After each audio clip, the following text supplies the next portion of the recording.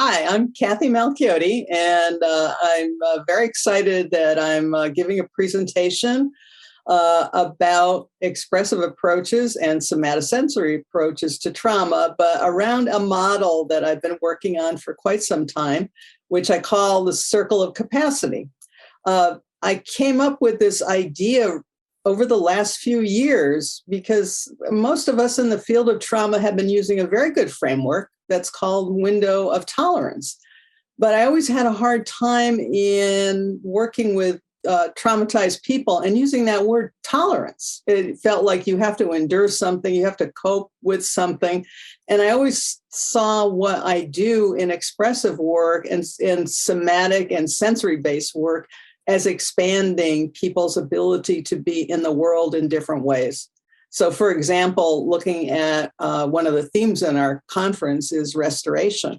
And how do we use approaches that are more sensory-based, that are expressive, that are embodied to help people expand their capacity to be more enlivened, to feel joy, to feel self-compassion, to have mastery, to feel agency and self-efficacy. So, much of our very effective approaches out there, cognitive behavioral approaches, are dependent on language. But if we only address language, we don't get to some of the deeper things that are going on with people who have traumatic stress.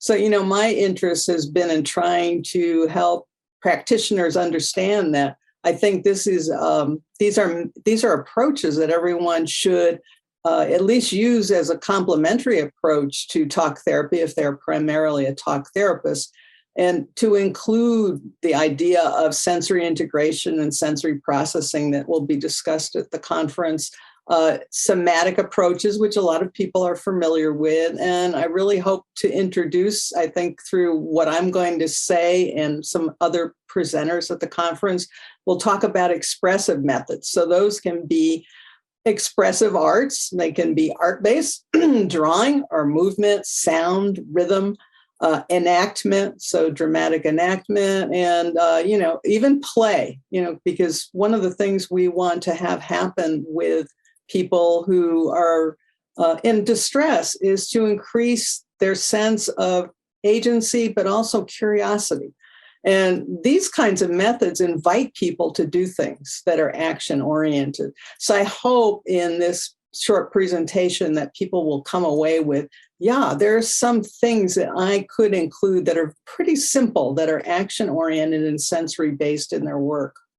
What an expressive arts therapist does is try to find integrative ways to introduce all these different sensory experiences through movement, through sound, through rhythm, through simple image making, through enactment, and through play.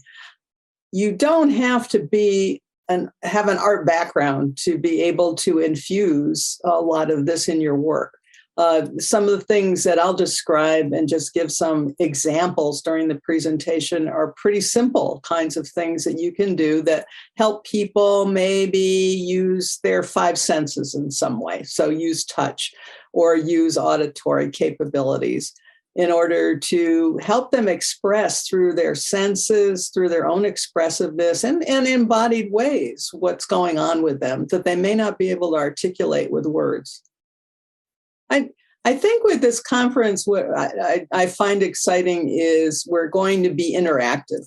So, there'll be opportunity for people to participate in the usual chat in the Zoom rooms, but also to be able to do some practices. So I think, to come with the awareness that you're not only going to be seeing a lot of content and hearing a lot of great conceptual material and research data, you'll also be able to do things. There are many presentations that will have a component where there'll be a little bit of time just to practice, just to engage, just to do these things on your sensory and embodied level and find out what it feels like, because that's the really important learning, I think, that's going to take place in this event.